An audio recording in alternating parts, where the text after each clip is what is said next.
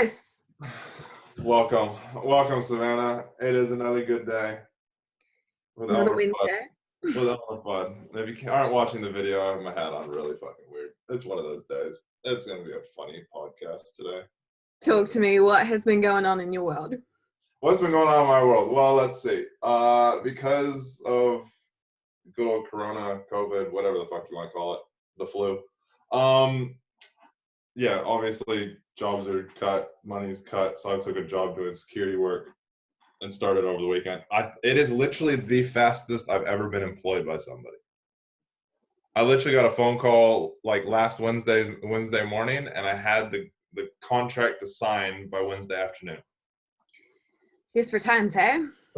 Yeah, it's unprecedented times, so I keep getting told. But they hired you, so I mean, that is desperate times. That is, yeah.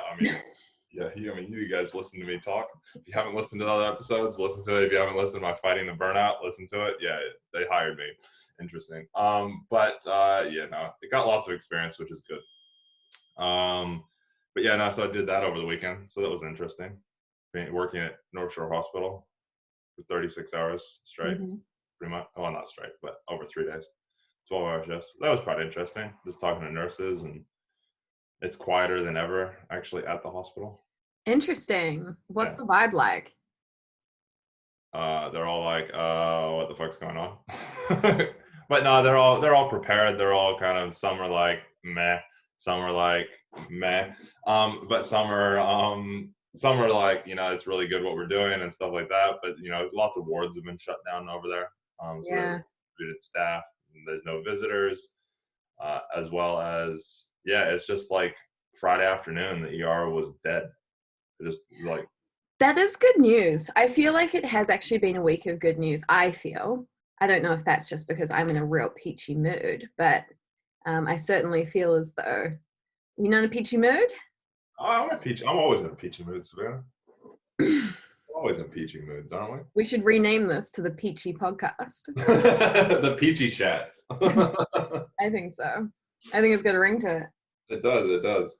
Yeah, no, it's interesting because I was talking to one of the nurses behind the counter, obviously, at the emergency room. And she's like, normally on Friday, this place is packed. Why Fridays? It's just like in the afternoons, normally it's packed. Like, come the afternoon, but also on Fridays and stuff, everybody's, off work. I don't know. I didn't ask her why Fridays, but it was a Friday. So I was just talking about that day. But she was like, normally it's packed. The ER and that by the afternoon is, packed because people waiting and stuff like that. She's like, but I was in there. There's nobody there. Gosh, I mean, that is quite good news. That is really good news. Well, it's good news and interesting news. It's either because there's only a few things going, there's a few things that could be going on there. It could be that, you have a lot of time wasters that are coming into the hospital normally. So there's that option. Or that's two, because we're all in isolation, people aren't actually doing dumb shit. But from what I hear from my cop friends, people are still out there doing dumb shit. Just not as many people. And three, it could be that people are just not wanting to come in until they absolutely have to because they're scared of actually getting the coronavirus from the hospital. Okay, so that perfectly highlights, I think, the theme we should talk to today, and that being like intentionality, filtering our lives a bit better, siphoning through the crap, like cutting the fluff, cutting the fat. Because if people are, like you say, the hospital's less busy because people are really thinking and being conscious about what they're doing, how far they let things go until they get to the hospital. I think that really translates across most parts of our lives, like our communication's clearer, maybe our workout routine is stronger or less. Do you know what I mean? It's like people are really examining why they're doing what they're doing. I think there's that, and then there's people that are. It's gonna be interesting to look back on this time and see kind of what people actually did people and how long they did it for. So I know you work with people. I've worked with people for I can't even remember how long, but people like they'll jump into things real quick. Even I do it. You'll jump into things real quick and then you get kind of bored with it. So it'd be interesting to know how many people into week 2 are still on a routine of, yeah, sweet, this is awesome. I get to train every day, and they're actually working out every day, or they're actually doing their routine. They're sticking to it. They haven't fallen off of it. Because, yeah, like you said, intention, but it's also who's created that habit, who's created and retained that intention. Stickability. Stickability, accountability. Yeah. What are you sticking with? What am I sticking with? Still my gratefulness. What I'm grateful for every day. As well as, since I started doing security, I've kind of dropped a little bit this week, just because I was like, okay, I need to take step breakish type thing, because I was kind of focusing on the wrong things a little bit. What were you focusing on that were the wrong things? Kind of a little bit about what we were talking about last week, about just kind of what exactly, like, just the whole thing around this whole coronavirus. Is it worth shutting down the whole country? Is it worth shutting down the whole world? Is it actually as bad as they're saying it is? Or is it just little pockets that are really bad? So just kind of, in a way, going into what ifs, but also doing research and reading things and listening to things and going, that's an interesting topic. Yeah, so I've really been telling people I'm on a low information diet. I'm really conscious of like what I'm consuming and who I'm consuming. Yeah, and I feel like it's just such a good time to like reflect on that sort of behavior in our lives. What we're intaking, what we're doing, how our days are structured. But outside of the coronavirus, I mean, obviously there will be a time to rebuild, and there'll be a time where we see what has stuck with people and what people have chosen to fill their time with. Like me, as usual, I'm still doing exercise. I'm sure you are as well. Some sort of exercise every day. I mean, way more exercise, in fact. Yeah, I'm walking more. I started running again this week after, last week didn't really do a whole lot of running. Did 6.5 Ks yesterday, did quite a big workout. But then like also the 3 days that I was doing that, I think I walked like 15,000 steps each day. 15,000 Ks is a lot of Ks. 15,000 Ks is a lot of Ks. That's like around the world quite a few times. But yeah, no, yeah, 15,000 steps each day. My first day, it's been a while since I've done a 12-hour shift. The first shift was intense. But yeah, no, intention is so important. Like I was just writing an email before we started recording this around scheduling. Scheduling is so important, and so many people don't do it, especially in these times when we have, as a salesperson, one of the top reasons people don't want to do something is time.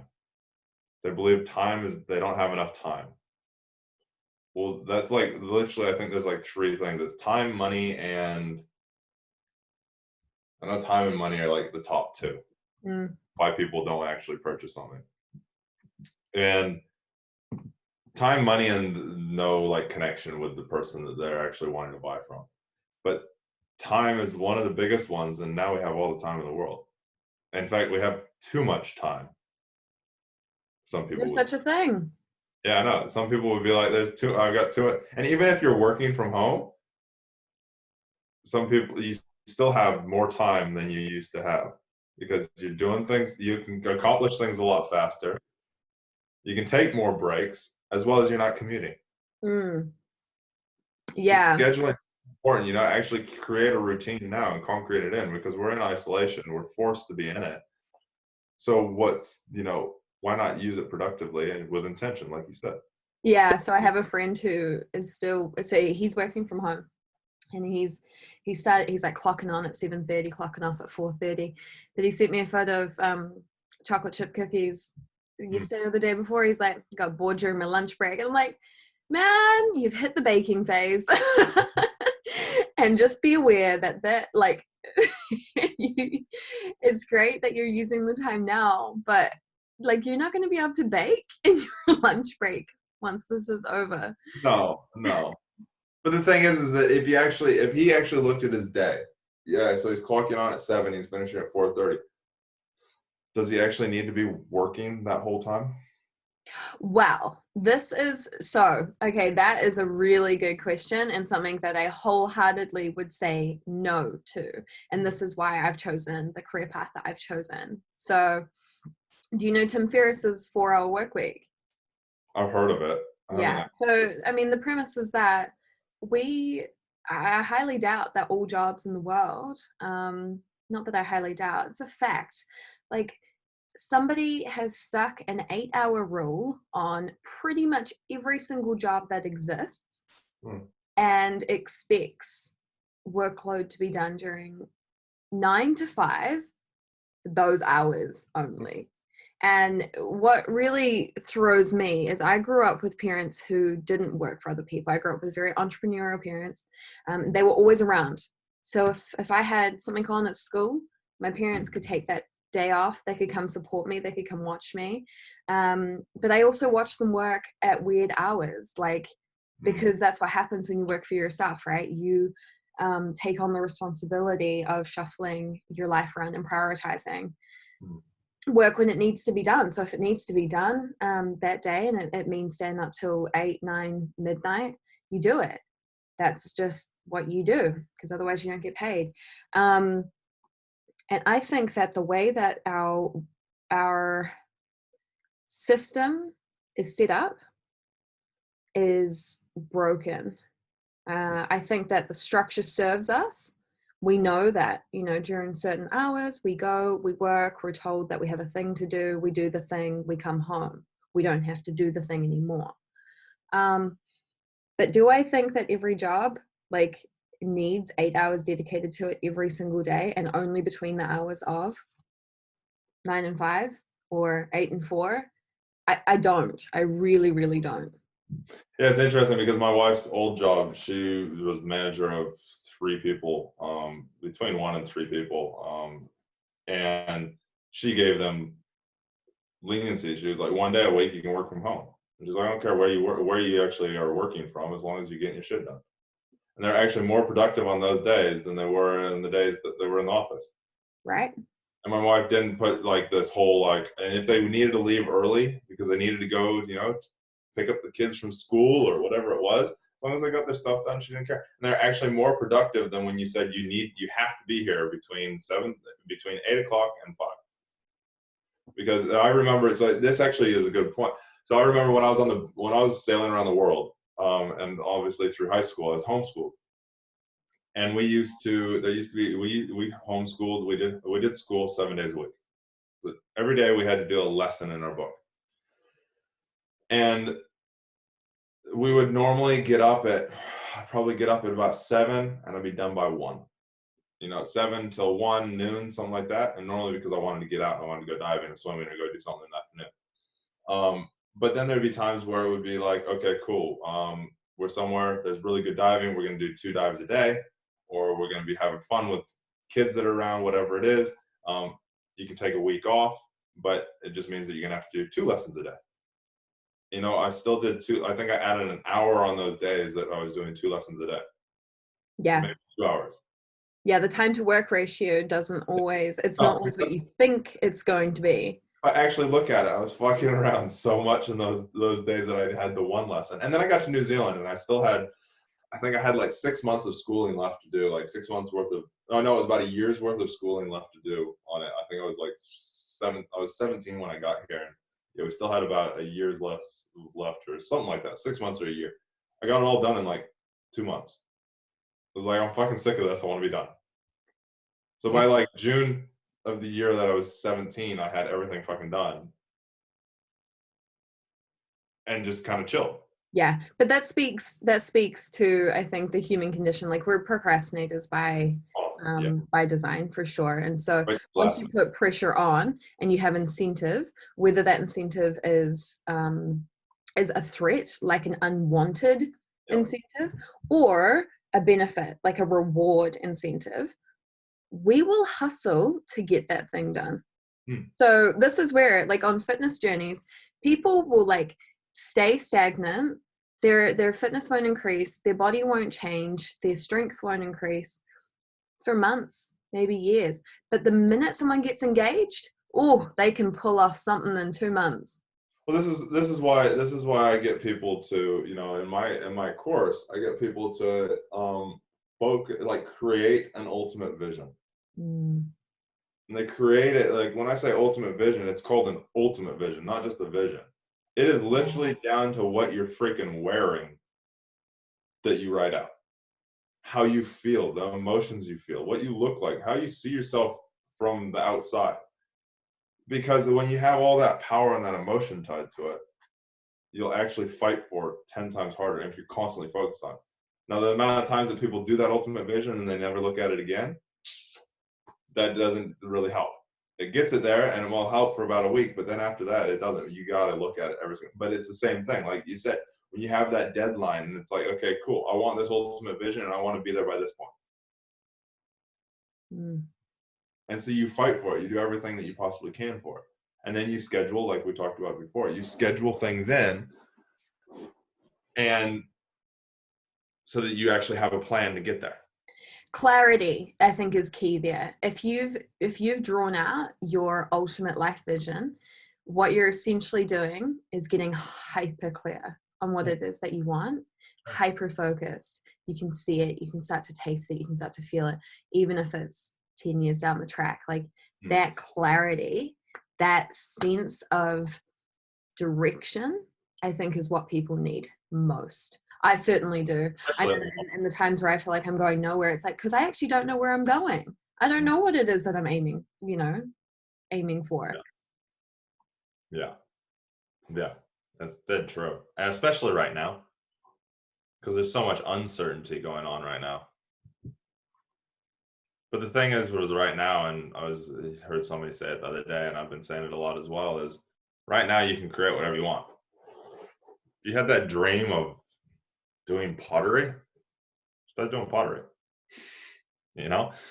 Hopefully you've got some pots and like you've got some clay and water lying I'm around. sure you can still order it online. You can still order online. I'm pretty sure Amazon will still deliver even to New Zealand. Might just take a little bit, but you'll still Get a get massive influx of clay coming to New Zealand. it. What's going on?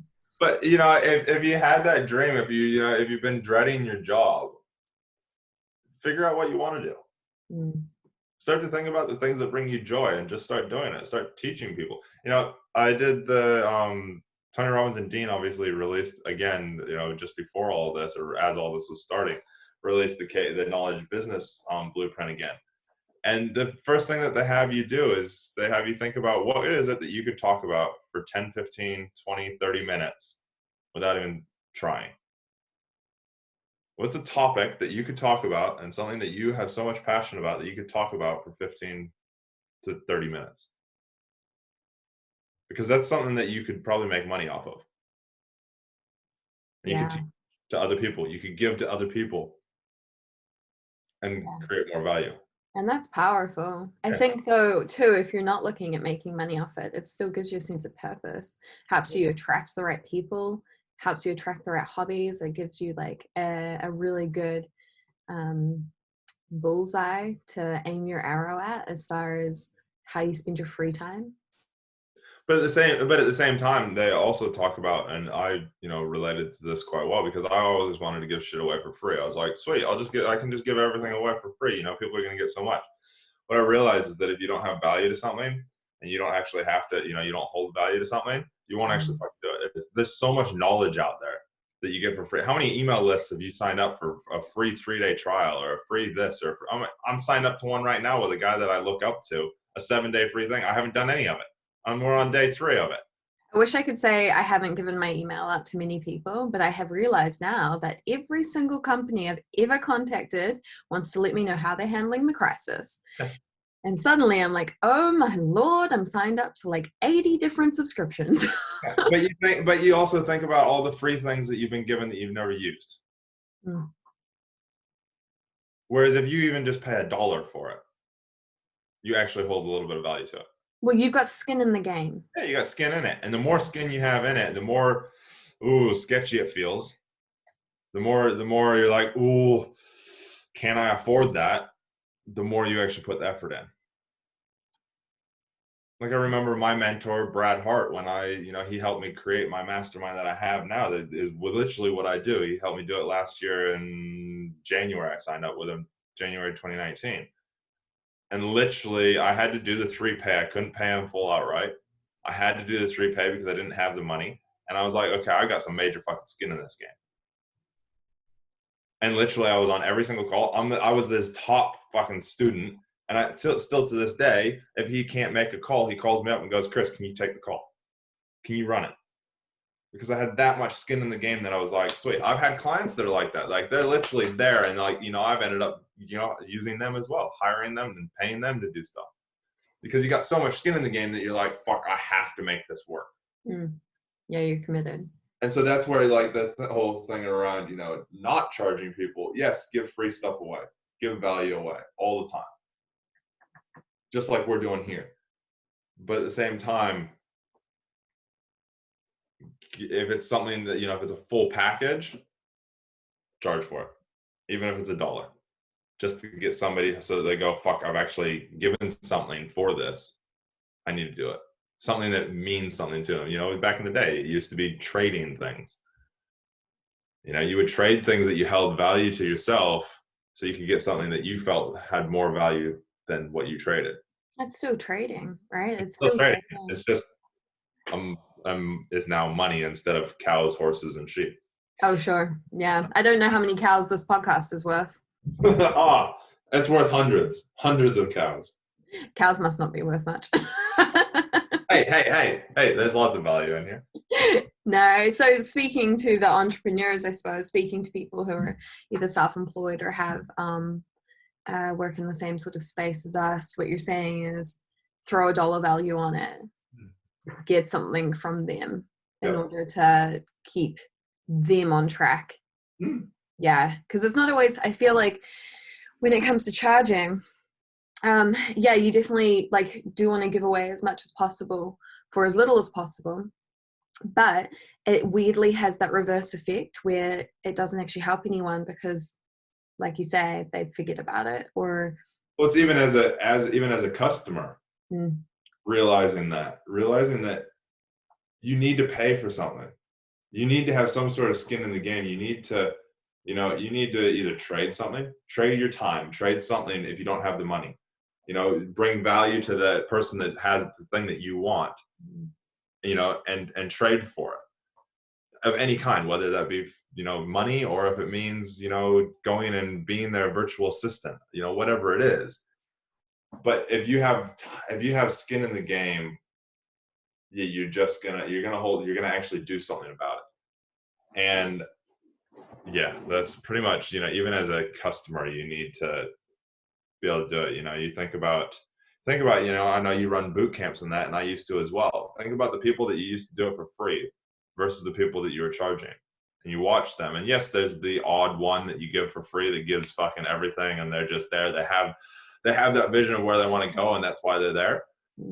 But 95% of them don't turn up after a few weeks, or willy-nilly here and there, or don't give their full effort when they are there, Well, so what's interesting is I was running 2 boot camps in 2 different places, and I had set them up very differently. So one would pay as they came. So I had like a concession card that they could buy, and then that concession card or a payment got made for every one session they did, right? So they could come once a week, they could come 3 times a week. It was up to them. Then the other group, I said, this is a 6-week boot camp. You pay for the whole thing up front. There's 3 sessions a week, and you can come to as many or as little as you want. Obviously, the more, the better. And what's interesting is you get almost 100% turnout to every single one of those sessions when they've already paid for them. Now, these guys, like, still, I've got a core group that's so committed, and they come every time without fail. But there's definitely a couple of people that are like, oh yeah, I'll just come like once a week, or oh hey, like you're probably not going to see me for the next couple of weeks, blah blah blah. And it's like that works for different goals. Now obviously the setup is different. these people, the reason that I did it that way is because they're a little further out from me. They're not as local. So I was like, I'll run like a little test group. Like we'll do it for 6 weeks. We'll see how it goes. So there's like pros and cons to each, but it is interesting seeing how that upfront payment certainly derives more retention. Well, it's like when I was a personal trainer in the gym. I used to make people pay me before they came. Yeah. So they would pay me a week in advance. So they would pay me for next week's training session. And if they told me within 24 hours that they were not going to make it, they lost their money. So that 24, it was a 12-hour no money return, and it was a 24-hour case by case. And the amount of people that canceled was like 0.5%. Yeah, but that also goes for like I have a nutritionist friend. So anyone that does like Everyone that does anything. Well, sessions, right? Like therapists, it's anything. You get the money up front, and they actually will do it. They'll actually turn up and do the work, whether it's a course or not. You think about like myself, I do payment installments for my course, and I do a one lump. The people that pay the one lump, 95% of them are there through the whole thing, and they put the work in, and they're big action takers. The ones that pay a 3-pay they're normally pretty good as well because they're bigger lump sums. And the ones that pay weekly, probably about 50% of them fall off. Like even with me messaging them, that they disappear. They don't turn up to group calls. They don't turn up and do all the work. They're not engaged. You don't see them in the Facebook group. But the ones that pay in full, they're there every single time. They're putting the work in there because they've had that big, fuck, I've got to put this, I've got to actually, I just paid $1,500 or whatever it is that I'm charging them. And I've got to make that worthwhile. And then they concrete it in quickly, and then they're good to go. So I was speaking to this a similar thing the other day, in that we learn through contrast. So naturally, because what you just said reminded me of kind of what's going on at the moment with our health, we learn by contrast, meaning that once we've given something away, like we recognize its value.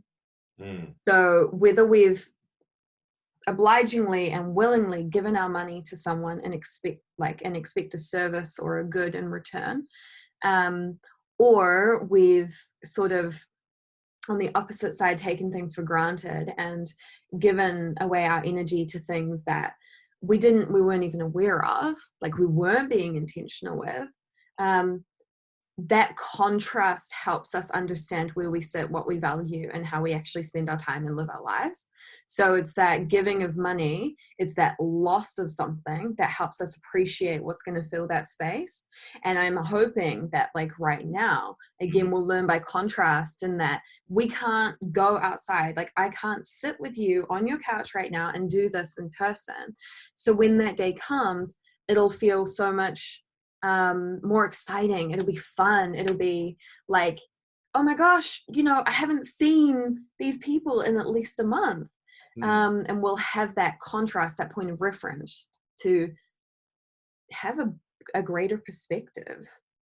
Well, it's just what you focus on. Like I know, like myself, ever since I went through burnout and I ended up going to the States and stuff, I appreciate just people so much more, like having conversations with people and actually talking about my shit and talking about their shit, and actually getting to know people genuinely and actually looking into people like deeper than I ever did before.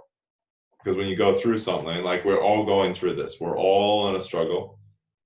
Even our great grandparents won't have been through anything like this that we're going through right now, because it's not even like the Great Depression.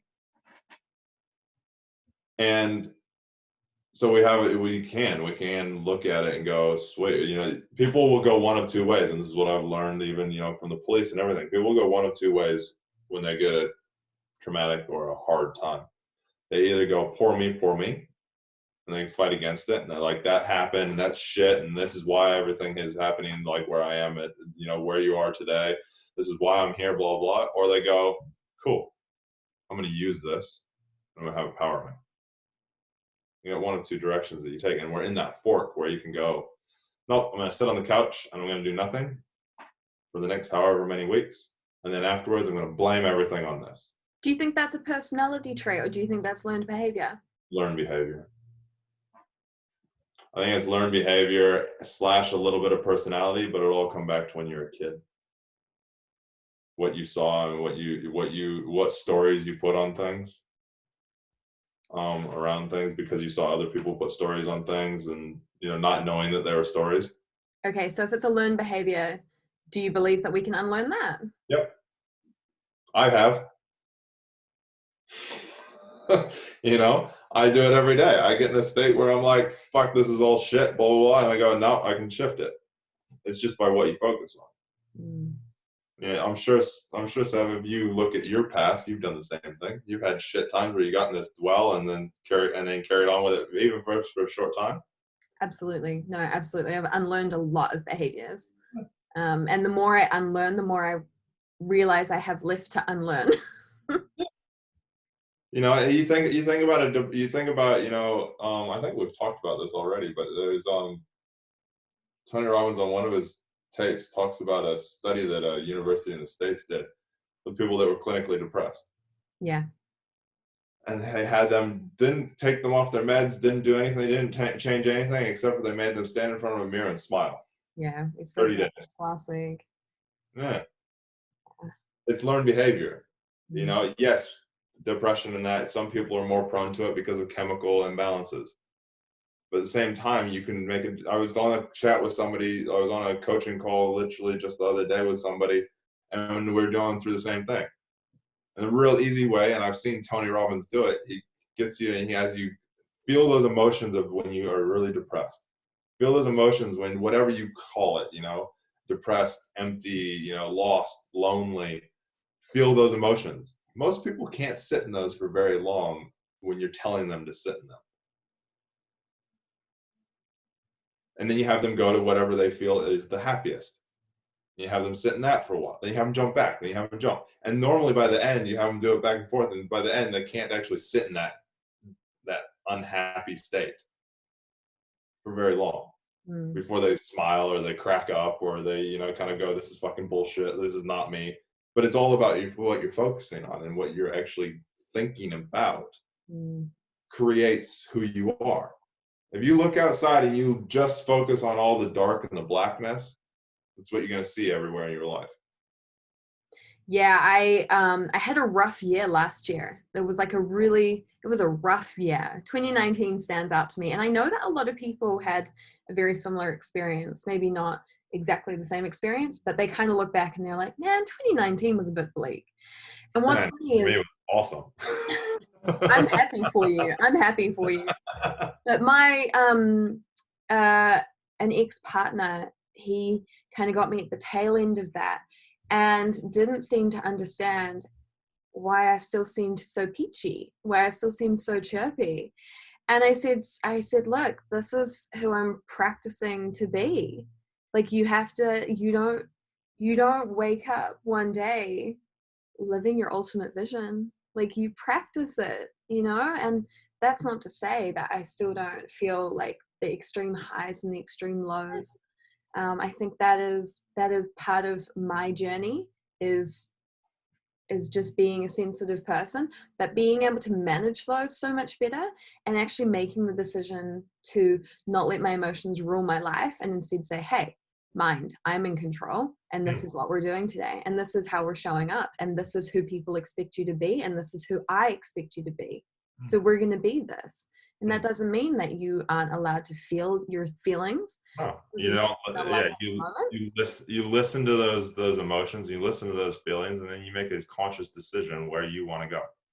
But I said to him, I'm not repressing anything. There's nothing here that I'm not 100% honest with others and myself about. It's just a matter of sitting with that for too long keeps me there. And that's not where I want to be long term. So in the short term, I'm going to make a decision to lay down a brick that will hopefully lay me a much larger road of positivity and get me to where I actually want to go. Yeah.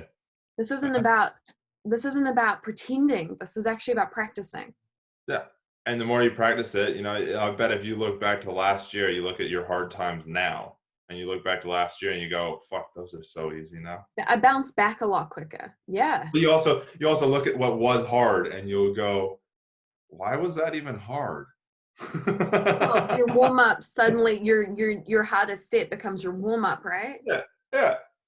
That's You know, how. it's funny. You think about a broken bone. Take a broken bone. What's the strongest part of a broken bone after it heals? The power broke. Yeah, exactly. I'm not saying go break your bones in all the different places Why because that's not? Come out like the Hulk. you know, but the thing is that you know it is you know you learn from the things that happen. And if you live in a place like I used to not live in a place and I didn't even realize it, I didn't live in a place of everything's happening for me. It was always everything's happening to me. And so many people live in this, especially people that are, you know, depressed or, you know, having those thoughts, especially right now with everything going on. They're like, this is all fucking happening to, you know, why is this happening? Blah, blah, blah. It's not happening to you. It's happening for you. So when you come out of this, even tomorrow, you're stronger than you were today Mm. if you choose to be. So how do you recognize when you're slipping into a mentality that's not serving you, whether that's victimhood or just low feelings? I start to feel exhausted and perfectly honest, yeah, start to feel exhausted, but also use those around me. Like I listen to those around me. I used to not listen to my wife, and when she'd ask what's going on, what's wrong, and when she does ask that now, then I actually kind of go, is there something actually going on? Mm. But I listen, and I also listen to myself. I listen to my body and what's going on with me. Am I feeling lethargic? Am I feeling like I don't want to actually do anything? Am I feeling like, you know, how am I actually feeling? And I actually do that through in my head. Some people do it journaling. Some people do, you know, different ways. Meditation. Mine's some forms of meditation. I really listen to myself when I run. So I tell all of my clients, I get them to all listen to themselves when they're running. You know, there's a reason that your mind is telling you to stop. There's a reason that your mind is telling you that it doesn't want you to go. It's not just telling you that. It's actually something underlying in it. Listen to it. What is it? Acknowledge it. Recognize it. Work through it.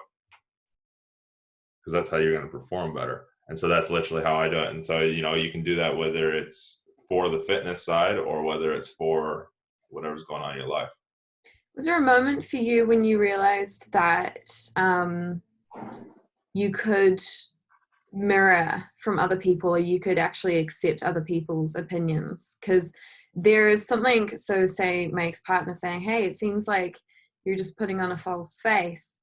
I had to really try and explain it in a way that was really authentic and true to me, and say, hey, look, I recognize your opinion, and I think that it comes from a really good place, and I can understand why you're asking it.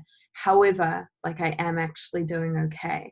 So how did you realize that other people could, one, offer up opinions that would be of benefit, and accept that, to be humble enough to say, hey, maybe this person isn't totally wrong. Maybe I have something I need to work on. So I think it was always concreted in me that to take advice, use that advice, use what you feel is good advice, but don't 100% ignore the rest of it because it could be useful as well. Because when I was younger, when I was sailing around the world, and that I remember there was a time when I was working on I wasn't working, but I was racing on a boat, and I was like, "Fuck this! These guys are doing stuff like they're doing stuff that I know is not working, but yet they won't listen to anything else, and it's just wrong. So fuck this! I'm not going to do it." And my parents went to me and they go, "Chris, one, you don't know everything." I was like, "Okay, yeah, yes, I do." But but no, but they were like, "Chris, just take everything with a grain of salt. Listen to what they're saying, try it, and if it doesn't work, then okay, cool, you've proven your hypothesis. Try it a couple times. If it doesn't work, it's the same thing as science. Try it a couple times. If it doesn't work, okay, cool, shift it, change it." And so I always had that in my head around that.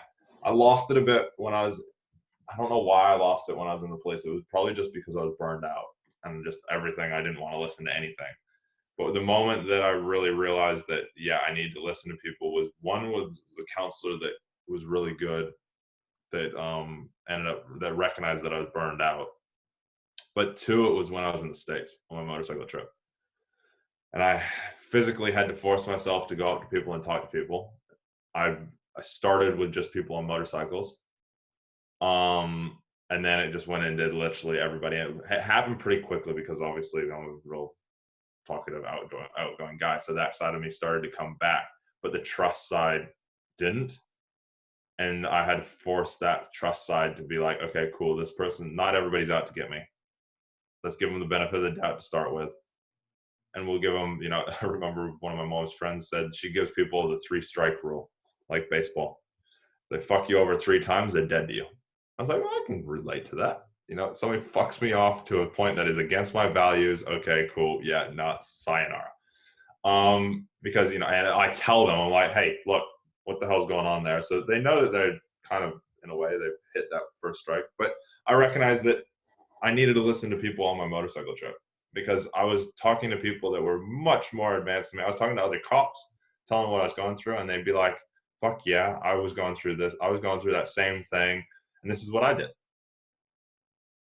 And also guys just going, hey, if you ever need to talk, here's my details. I know you're on the other side of the world, but my phone's always on. So now would you say that you give people the benefit of the doubt, or do you still feel like there's a barrier where people have to earn your trust? No, I give people the benefit of the doubt.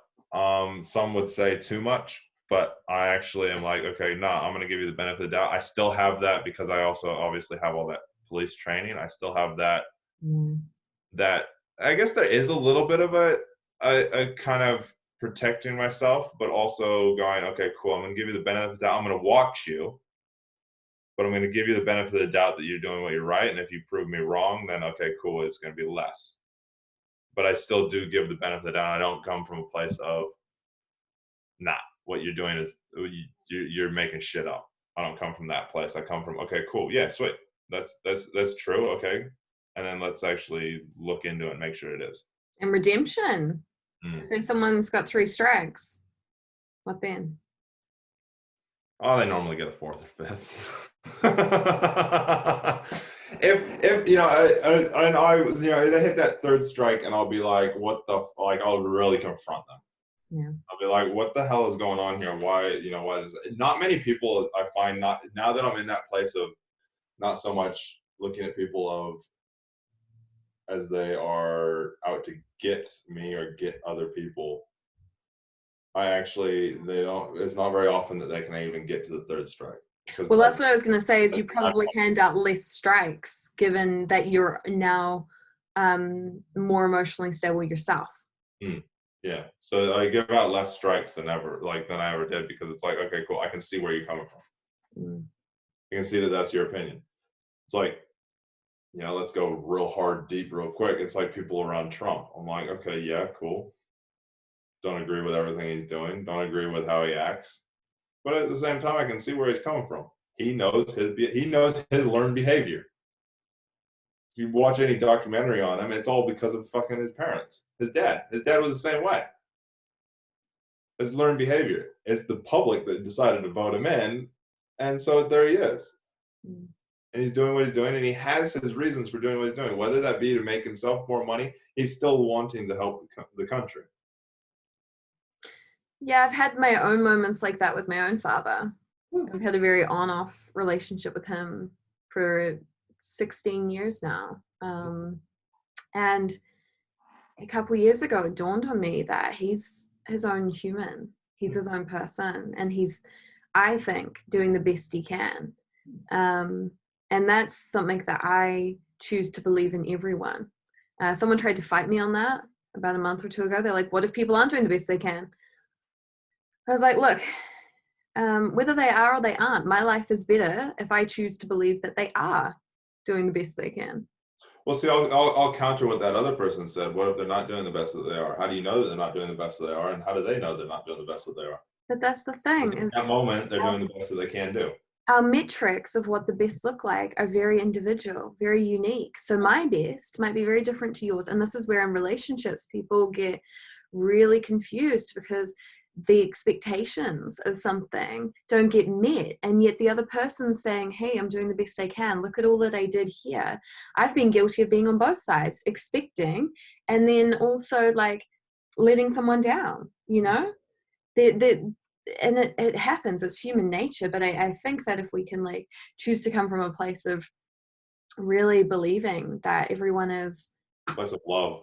just doing the damn best they can, and the best might not be good enough for you, but that's Well, still their best. here's something that I learned at the Tony Robbins event that I went to, and it stuck with me quite hard because I was like, holy shit, it's exactly what I do.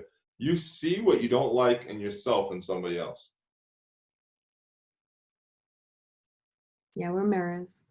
We're mirrors. So like if especially if you're in that place of not accepting, of not acceptance, if somebody does something, take for example, somebody cuts you off in the car.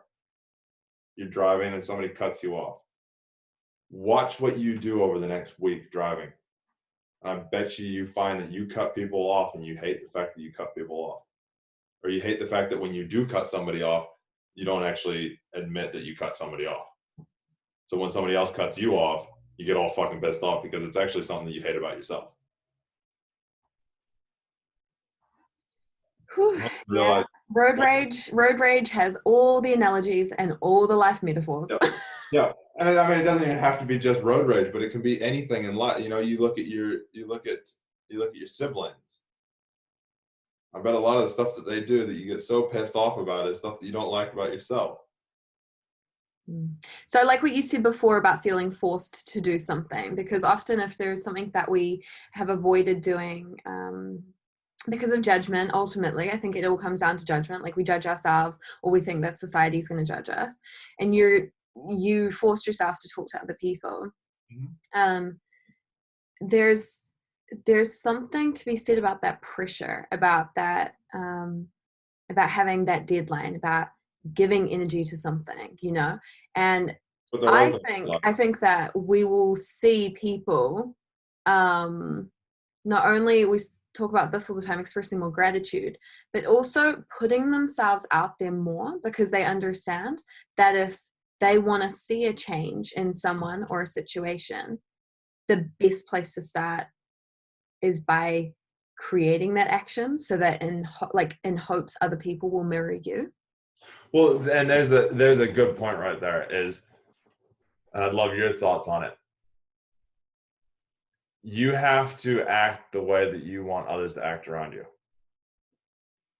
If you take kids, for example, the whole thing of do as I say, not as I do. It's absolutely a load of crap, because if you're not doing it, how can you ask somebody else to do it? Yeah, you have to be the example. It's been a lot of times in my life where I've preached something that I haven't been living. A lot of people do. But I bet if you actually look at it and it's something that you preach hardcore, I bet you'll find that you actually, in an overall average, you actually probably do it.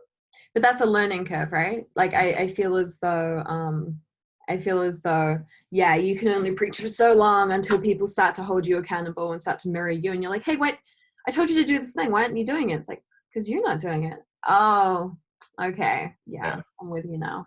Yeah. But I do wonder if most of our lessons need to be learned the hard way. I mean, for me, most of my lessons have been learned rock bottom, like crawling through the sludge of life, hating it, and then coming out the other side, then washing myself off and being like, I was covered in mud for a while, but now I'm good. Let's throw that into, because I know a lot of people, will relate to any kind of fitness thing, or you look at Michael Jordan, you look at any sports person. They did not start at the top. They started by failing over and over and over and over and over and over again, until they finally started to get it right, and then they started to do it. Michael Jordan used to do I think it was 1,000 or 10,000 fucking free throw shots before he even jump between 1,000 and 10,000. Yeah, I don't even remember what it was, but it was a lot. It was a lot. Yeah. And they used to do a lot of free throw shots before he even started practice. Practice. Yeah, practice. You want something, practice it. And that's the thing is, even right now in these times when we're all in isolation, if you want to do something, practice it. You have time on your hands. That's what it's all about. It's all about being productive with your time and create a routine, because otherwise, even with all this time on our hands where we have literally 8-hour days if you're not working, and if you're working, you probably have an extra few hours of each day. Write a schedule. Create a schedule. Yeah, create some Because then you'll actually be productive and you won't sit there and go, oh, I'll do it later today. I'll do it in an hour. I started doing something. I can't remember who I heard this from. It was about a year ago. And they were saying that, you know, what's really classic is people come home, they take off their jumper and they like throw it on the couch or on the kitchen bench, right? Yeah. And a rule that I now follow, and it's small, but my goodness, it changed my life, is when I take that thing off, so say it's a coat or a jumper, I hang it straight up. Yeah. I don't double handle my stuff. So if I pull out something from, like, I'm unloading the dishwasher, well, I'm not going to put them on the bench and then put them away. I'm going to throw them straight in the cupboard they need to be in. It's that, hey, I'm thinking about it now.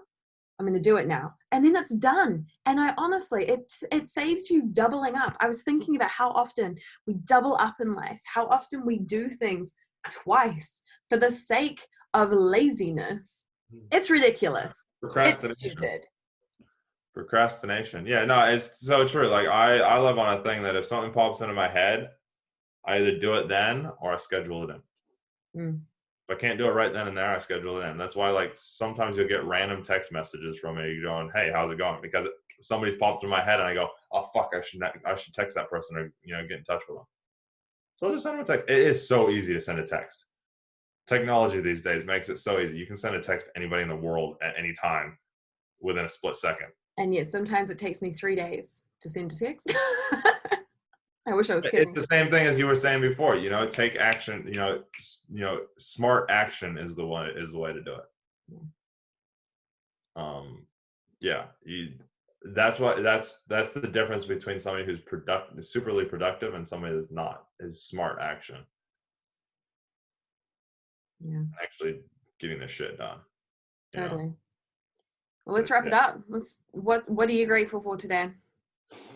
What am I grateful for? I'm grateful that I found a really good TV show and I'm really addicted to it because I'm really loving it.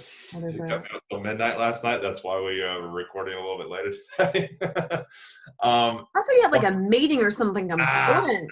Nah. Nah, I was still in bed. No, so watching Lucifer at the moment, which if you haven't watched it, you have to. It's absolutely hilarious. It's awesome. So grateful for that. Grateful that I have another paying job and it actually takes me outside and it gets me actually talking with people.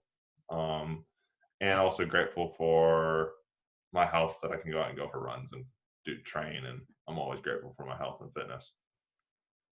How about you? What are you grateful? I'm grateful that my tan is coming along really well, given all this time to do nothing but work in the sun. I'm really grateful for my new mug. This thing. I'm someone that likes a big bucket of tea. I don't do cups of tea. If you invite me over for a cup of tea, it's like offering me a spoonful. So I have a bucket. That's changed my day. It's a little thing. Oh, the big things. It's the big things. And I am grateful for. Oh, you picked 3, so I feel like I have to pick 3. You don't have to. I feel like I should. There should be like 30, but I'm really grateful for, again, just like my health, and like no one I know at this point, I think personally, has been directly impacted by the virus itself. So I feel like that's a really positive thing. So super grateful. Yeah. I'm grateful that we get to do this for another week. Yeah. The minimum. Wicked. All right. Well, until next week, hey? Yeah. Till next week, we shall, talk soon, people. I hope you enjoyed that. Remember, subscribe, follow, listen, comment, rate, all those fun things. And each week we sit here and we talk shit. That's what we do. They're called Powerchats.